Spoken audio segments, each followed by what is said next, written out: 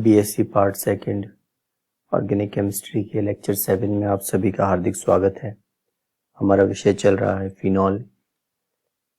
Lecture 6 में हमने chemical reactions शुरू की थी, जिसमें हमने फिनॉल की जो OH की जो अभिक्रिया है वो पढ़ी थी, जिनमें कुछ नेम रिएक्शंस भी थी, विलियमसन ईथरिफिकेशन, इसके बाद शॉर्टन-बाउमन और फ्रिज पुनर्विन्यास। तो वो नेम रिएक्शन थी, इसलिए इम्पोर्टेंट है। आज का जो हमारा टॉपिक है वो केमिकल रिएक्शंस का पार्ट 2 है। इसका मतलब ये कि आज हम पढ़ेंगे फिनॉल के बेंजीन वलय की अभिक्रियाएं। अब हमें OH से लेना देना नहीं है फिनॉल के। आज हम जो भी रिएक्शंस पढ़ेंगे उनमें जो प्रोडक्ट बनेगा वो फिनॉल की बेंजीन रिंग पे बनेगा। तो चलिए शुरू करते हैं। हम रिएक्शंस पढ़ने से पहले थोड़ा सा आपको अपन एक आइडिया दे देता हूँ कि प्रोडक्ट किस प्रकार बनेगा जब हम बेंजीन वलय की अभिक्रियाएं पढ़ेंगे। हमने फिनॉल की अनुनादी संरचनाएं बनाई थी। फिनॉल की अनुनादी संरचनाओं में हमने 3 इंपॉर्टेंट बातें पढ़ी थी कि जब भी इसका अनुनाद होता है फिनॉल में तो ऑक्सीजन पे आता है पॉजिटिव चार्ज, बेंजीन रिंग के ऑर्थो और पैरा पोजीशन पर नेगेटिव चार्ज आता है, और तीसरी बात हमने ये पढ़ी थी कि मेटा स्थिति पर कोई भी चार्ज नहीं आता है, न प्लस न माइनस, यानी जैसा पहले था वो वैसा ही वैसा रहता है। तो अब आप ध्यान रखें कि जब हम बेंजीन वलय की अभिक्रिया पढ़ते हैं तो फिनॉल की अनुनादी संरचनाओं के दौरान क्योंकि बेंजीन की ऑर्थो और पैरा पोजीशन पर नेगेटिव चार्ज आया था, तो इसके पास जो आएगा रिंग पर जो अटैक करेगा वो होगा इलेक्ट्रोफाइल। इलेक्ट्रोफाइल का मतलब इलेक्ट्रॉन, फाइल का मतलब अट्रैक्शन, यानी इलेक्ट्रॉन की तरफ आकर्षण। इलेक्ट्रॉन की तरफ आकर्षण कौन करेगा? जो बेचारा खुद इलेक्ट्रॉन की कमी वाला होगा। तो इलेक्ट्रोफाइल जो होता है वो पॉजिटिव होता है, यानी उसके पास इलेक्ट्रॉन की कमी होती है। अब आप खुद सोचिए कि फिनॉल की जो पूरी फिनॉल के अंदर जो बेंजीन रिंग है उस पर हमने नेगेटिव चार्ज कहाँ देखा? ऑर्थो और पैरा पर देखा। तो आने वाला जो इलेक्ट्रोफाइल है, जो पॉजिटिव चार्ज स्पीशीज है, वो वहीं जाएगी जहाँ इलेक्ट्रॉन ज़्यादा है, और इलेक्ट्रॉन ऑर्थो और पैरा पर ज़्यादा है। इसीलिए जब भी हम प्रोडक्ट बनाएंगे तो वो ऑर्थो और पैरा पर ही बनेगा, मेटा पे नहीं बनेगा, क्योंकि मेटा पर तो कोई चार्ज ही नहीं है। और आने वाला क्योंकि इलेक्ट्रोफाइल है, इलेक्ट्रॉन की कमी वाला है, और रिंग में ऑर्थो और पैरा पोजीशन पर ही हमने रेजोनेंस के दौरान नेगेटिव चार्ज देखा था, तो प्रोडक्ट जो बनेगा वो ऑर्थो और पैरा पे बनेगा। ये लाइन आप ध्यान रखें। तो चलिए शुरू करते हैं। सबसे पहले जो अभिक्रिया है वो है हैलोजनीकरण, यानी हैलोजन का जुड़ना। खास बात यह है कि Br2, जब फिनॉल की रिएक्शन Br2 से होती है वाटर के प्रेजेंस में, यहाँ आपको इम्पोर्टेंट बात ध्यान रखनी है कि यहाँ पे जो विलयन है, वो जो विलायक है वो जलीय है, एक्वस सॉल्वेंट है। तो प्रोडक्ट जो बनता है आपका ऑर्थो और पैरा पोजीशन पे Br, यानी इसका नाम होगा 2,4,6 ट्राई ब्रोमोफिनॉल। तो आपने देखा कि ऑर्थो और पैरा पोजीशन पे Br जुड़ गया जब हम एक्वस सॉल्यूशन रहते हैं, जब फिनॉल की अभिक्रिया Br2 से होती है वाटर की प्रेजेंस में। नेक्स्ट जो अभिक्रिया है वो है अगर फिनॉल के पैरा पोजीशन पर सल्फोनिक एसिड जुड़ा हुआ हो, यानी इसका नाम क्या होगा? देखिए, OH और SO3H दोनों में से सीनियरिटी में ऊपर कौन आता है?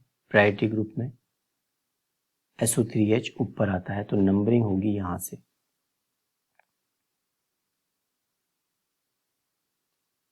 तो नंबरिंग यहां से होगी, तो इसका जो नाम होगा वो होगा 4 hydroxy hydroxy benzene sulphonic acid, benzene sulphonic acid, ये इसका नाम होगा। तो 4 हाइड्रोक्सी बेंजीन सल्फोनिक एसिड की रिएक्शन जब हम Br2 से कराते हैं वाटर के प्रेजेंस में, तो भी हमें वापस से 2,4,6 ट्राइब्रोमोफिनॉल मिलता है। तो ध्यान रखिए, वाटर के प्रेजेंस में है तो 2,4,6 यानी 2, 4 और 6 तीनों पोजीशन पे जुड़ेगा, यानी ऑर्थो और पैरा पे जुड़ेगा। आपको पता होना चाहिए कि OH के पास वाली जो दोनों है वो ऑर्थो है, और OH के जस्ट अपोजिट 180 डिग्री पर जो सामने है नीचे की तरफ वो पैरा पोजीशन होती है। 1-2 पोजीशन ऑर्थो, 1-4 पोजीशन जो कहलाती है वो पैरा कहलाती है। इसके बाद हैलोजेनीकरण में ही एक इम्पॉर्टेंट बात आती है कि फिनॉल की रिएक्शन Br2 से अगर होती है इन प्रेजेंस ऑफ CS2, ये नॉन पोलर सॉल्वेंट है, अध्रुवीय विलायक है, तो इसकी उपस्थिति में ऑर्थो और पैरा प्रोडक्ट अलग अलग, यानी एक ऑर्थो बनता है और एक पैरा बनता है। तो आप ध्यान रखें कि अगर CS2 है वाटर की जगह, अगर कार्बन डाइसल्फाइड है, तो आपका प्रोडक्ट एक ऑर्थो और पैरा का मिक्सचर बनेगा, 2,4,6 ट्राई ब्रोमोफिनॉल नहीं बनेगा। अब देखिए, इसके पीछे एक इम्पॉर्टेंट रीजन है, ध्यान से सुने आप, कि जब वाटर प्रेजेंट होता है तो फिनॉल जो है एक्वस सॉल्यूशन के अंदर यानी वाटर के अंदर फिनॉक्साइड आयन बनाता है, और फिनॉक्साइड आयन बनाता है फिनेट आयन। फिनेट आयन का मतलब आप समझें, मैं इसको बना देता हूँ एक बार समझने के लिए, कि आपने जब फिनॉल की रेजोनेटिंग स्ट्रक्चर हमने देखी थी, तो हमने देखा था कि पूरे इस रिंग पर ऑर्थो और पैरा पर माइनस चार्ज आया था, और ऑक्सीजन पे भी, फिनॉक्साइड में देखे तो ऑक्सीजन पे भी नेगेटिव चार्ज था, और इसकी ऑर्थो और पैरा पोजीशन पे नेगेटिव चार्ज था। तो इसको कहा जाता है फिनेट आयन। ये जो आपको दिख रहा है जिसमें ऑक्सीजन पर भी नेगेटिव चार्ज है और इसमें पूरे ऑर्थो और पैरा पोजीशन पे भी नेगेटिव चार्ज है, उसको फिनेट आयन कहा जाता है। तो एक्वस सॉल्यूशन जब भी होता है तो फिनेट आयन बनता है तो वो एक्टिव है। तो अब आप सोचें कि जो Br है उसके पास ऑर्थो की दोनों पोजीशंस भी हैं और पैरा की भी पोजीशंस हैं, तो वो जाकर के तीनों पोजीशंस पे जुड़ जाता है, यानी 2 ऑर्थो और एक पैरा पर। इसीलिए वाटर के प्रेजेंस में हमारे को प्रोडक्ट क्या मिलता है, 2,4,6 ट्राइब्रोमोफिनॉल। लेकिन अगर हम सॉल्वेंट विलायक CS2 लेते हैं, कार्बन डाइसल्फाइड लेते हैं, तो फिनेट आयन नहीं बन पाता या एक्टिव नहीं होता। तो एक्टिव नहीं होता तो ऑक्सीजन से जो बेंजीन की तरफ इलेक्ट्रॉन शिफ्ट होते हैं फिनॉक्साइड में, तो वो बहुत कम होते हैं। कम होने की वजह से या तो ऑर्थो पे जुड़ता है Br या फिर पैरा पे ही जुड़ पाता है। तो इसका सिंपल सा रीजन है कि वाटर के प्रेजेंस में फिनेट आयन बनता है, एक्टिव रहता है, और CS2 जो है कार्बन डाइसल्फाइड के प्रेजेंस में फिनेट आयन नहीं बनता है, या फिर हम कहें बहुत कम मात्रा में बनता है। तो केवल उसके ऑर्थो या पैरा पोजीशन पे ही आपका जो Br है वो जाता है। सेकंड है आपकी नाइट्रीकरण यानी नाइट्रेशन। नाइट्रेशन का मतलब NO2 जुड़ना। जब फिनॉल की अभिक्रिया डाइल्यूट HNO3 नाइट्रिक एसिड यानी तनु HNO3 से होती है, तो हमें प्रोडक्ट मिलता है ऑर्थो और पैरा नाइट्रोफिनॉल।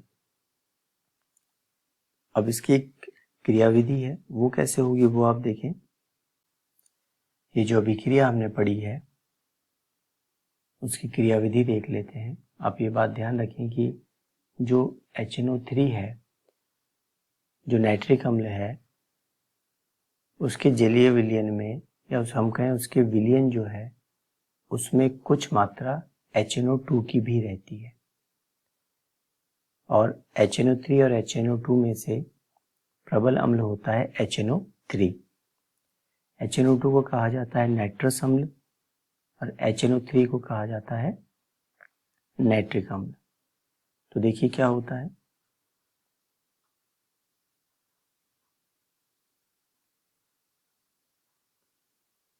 ये HNO2, इसकी अभिक्रिया होती है HNO3 से। हमने क्या कहा कि HNO3 प्रबल अम्ल है। प्रबल अम्ल क्या होता है? जो आसानी से H+ दे देता है। तो इसका जो H+ है, ये आप देखें यहाँ पे 2 लोन पेयर है, तो HNO3 का जो हाइड्रोजन है वो H+ की फॉर्म में यहाँ जाता है, और जाने के बाद देखिए क्या बनता है, ये हाइड्रोजन, ये ऑक्सीजन, ये हाइड्रोजन, ये नाइट्रोजन डबल बॉन्ड O, और ऑक्सीजन पे आता है प्लस का चार्ज। प्लस का चार्ज क्यों आया? क्योंकि HNO2 के ऑक्सीजन ने हाइड्रोजन को इलेक्ट्रॉन दिए बंध बनाने के लिए, प्लस होता है आपका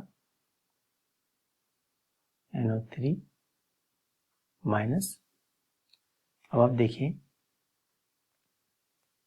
इसके बाद क्या होता है, ये आप देखें कि नाइट्रोजन और ऑक्सीजन इलेक्ट्रोनेगेटिव एलिमेंट है, इस पे पॉजिटिव चार्ज आएगा तो क्या करेगा, ये पास वाले नाइट्रोजन से इलेक्ट्रॉन अपनी तरफ खींच लेगा और वाटर के रूप में यानी माइनस ऑफ H2O के रूप में क्या होगा, निकल जाएगा, और हमें मिलेगा NO+। और हमने क्या कहा कि फिनॉल की जो बेंजीन रिंग है उस पर आने वाला इलेक्ट्रोफाइल होता है, यानी पॉजिटिव चार्ज होता है। तो ये पॉजिटिवली चार्ज जो ये आपका दिख रहा है, ये स्पीशीज NO+, वो फिनॉल की बेंजीन रिंग पर जाएगा। तो फिर आप देखें क्या होगा,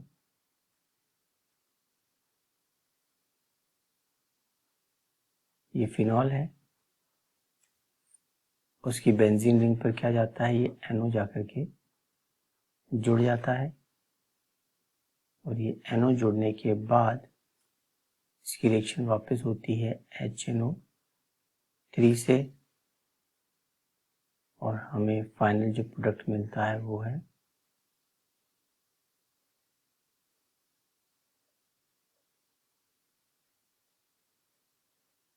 NO2 प्लस HNO2।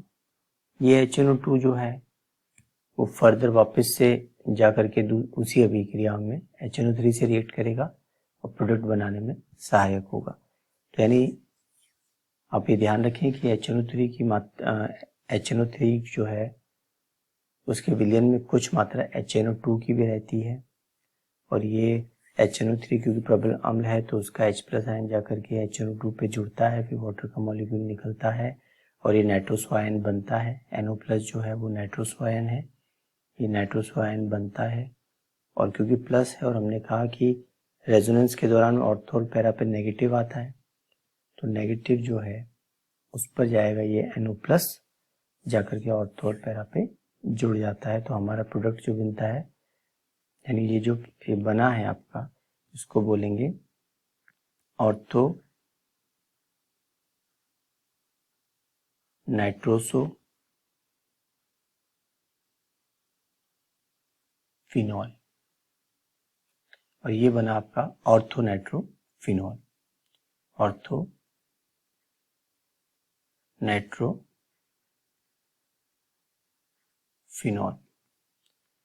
अब आप अगर इसको थोड़ा प्रैक्टिस करेंगे तो ये आपको इजीली समझ में आ जाएगा। नेक्स्ट हम देखते हैं, अगर फिनॉल की रिएक्शन कंसंट्रेट यानी सांद्र HNO3 से होती है तो एक इंपॉर्टेंट कंपाउंड बनता है जिसको हम कहते हैं पिक्रिक एसिड, 2,4,6 ट्राइनाइट्रोफिनॉल। इसका जो दूसरा नाम है वो है 2,4,6 ट्राइनाइट्रोफिनॉल। तो आप ध्यान रखें कि सांद्र HNO3 से अभिक्रिया होने पर पिक्रिक अम्ल बनता है। तीसरी अभिक्रिया है सल्फोनीकरण, सल्फोनाइजेशन।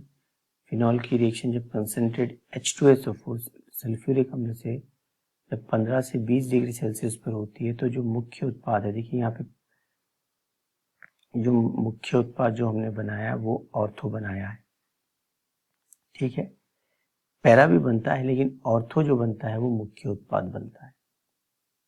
दूसरी बात, अगर फिनॉल की अभिक्रिया कंसंट्रेट H2SO4 पर 100 डिग्री सेल्सियस पर होती है तो आपका जो प्रोडक्ट बनता है मेजर वो बनेगा पैरा, यानी लो टेम्परेचर पे ऑर्थो और हाई टेम्परेचर पे पैरा बनता है, ये आप ध्यान रखें सल्फोनाइजेशन में।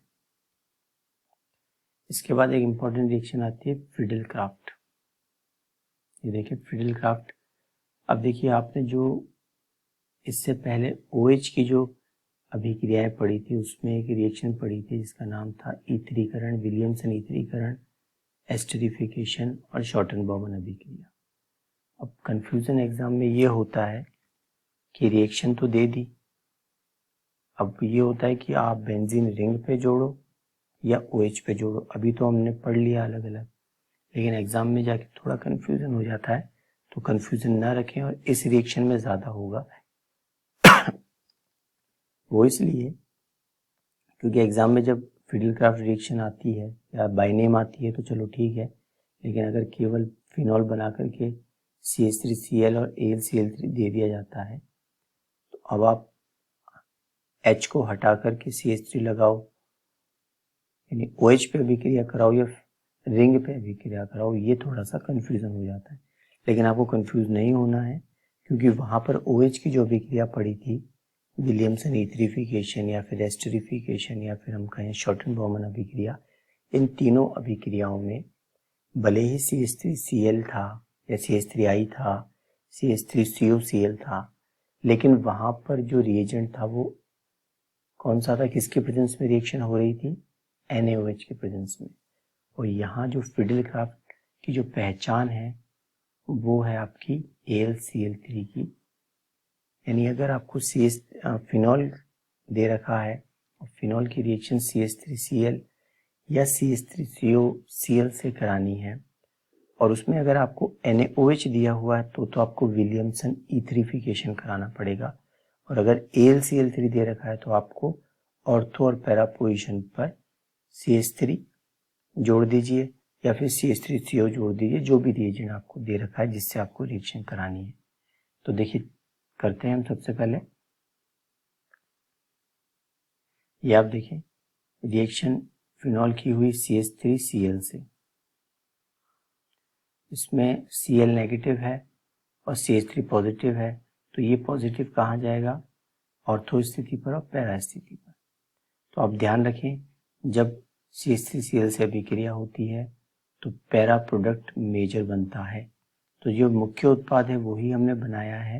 हालांकि ऑर्थो भी बनता है, लेकिन ऑर्थो के साथ साथ पैरा भी बनेगा, लेकिन मेजर प्रोडक्ट पैरा ही होगा।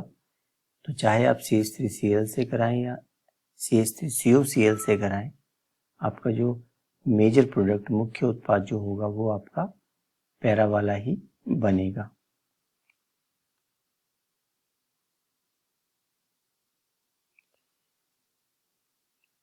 नेक्स्ट देखिए, इसके बाद जो अभिक्रिया है वो आपकी लास्ट रिएक्शन है, वो है हाइड्रोजनीकरण यानी हाइड्रोजन का जुड़ना। आप देखिए कि फिनॉल की जब निकेल की प्रेजेंस में हम उसका अपचयन कराते हैं, हाइड्रोजनेशन कराते हैं 150 से 200 डिग्री सेल्सियस पर गर्म करने पर, तो जो प्रोडक्ट बनता है वो बनता है आपका साइक्लोहेक्सेनोल। यानी जितने पाई बॉन्ड है 3 पाई बॉन्ड को जो तोड़िए, हटाइए और उसकी जगह हाइड्रोजन जोड़ दीजिए। 6 हाइड्रोजन आप जोड़ देंगे तो आपका प्रोडक्ट साइक्लोहेक्सेनोल बन जाएगा। यही था आज का लेक्चर। जो याद रखने वाली बात है वो यही है कि जो भी नेम रिएक्शंस हैं उसको आप अच्छे से ध्यान में रखें और थोड़ा सा घर पे प्रैक्टिस करें, और जो मैंने कहा है उसको अगर आप लिख सकें या स्क्रीनशॉट ले लें, कैसे भी करके अगर आप करेंगे तो आपको काफ़ी अच्छे से समझ में आ जाएगा। और जो ट्रिक है याद करने की वो यही है कि आप थोड़ा सा ध्यान रखें कि कहाँ क्या इस्तेमाल करना है और कहाँ पर किसको ध्यान रखना है। लेक्चर देखने के लिए थैंक यू। कोई भी प्रॉब्लम हो तो आप ग्रुप में पूछ सकते हैं। Thank you.